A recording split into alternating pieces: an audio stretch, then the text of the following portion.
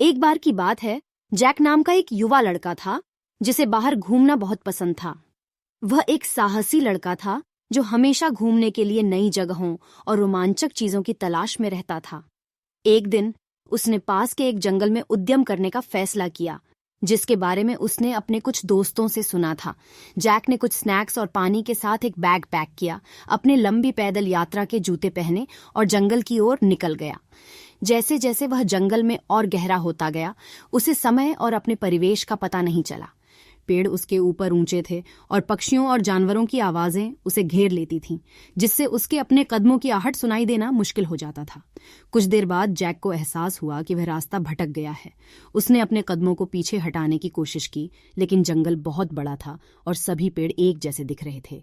घबराहट शुरू हो गई और जैक ने जंगल से बाहर निकलने का रास्ता खोजने की उम्मीद में लक्ष्यहीन रूप से दौड़ना शुरू कर दिया। जैसे जैसे दिन चढ़ता गया, जैक की थकान और भूख बढ़ती गई। उसने अपने बैग में सभी स्नैक्स खत्म कर दिए थे और उसके पास बहुत कम मात्रा में पानी बचा था। वह जानता था कि उसे जल्द ही कोई रास्ता निकालना होगा, नहीं तो वह रात भर जंगल में फंसा रहेगा। जैसे ही वह उम्मीद खोने लगा था, उसे दूर से एक हल्की सी आवाज सुनाई दी। उसने शोर का पीछा किया और अंततः एक छोटी सी धारा पर ठोकर खाई। उसने कुछ पानी पिया और धारा का अनुसरण किया, इस उम्मीद में कि यह उसे सुरक्षा की ओर ले जाएगा। घंटों तक चलने के बाद जैक ने आखिरकार एक साफ रास्ता देखा। जैसे ही वह पेड़ों से बाहर निकला, उसने देखा कि पैदल यात्रियों का एक समूह उसे खोज रहा था।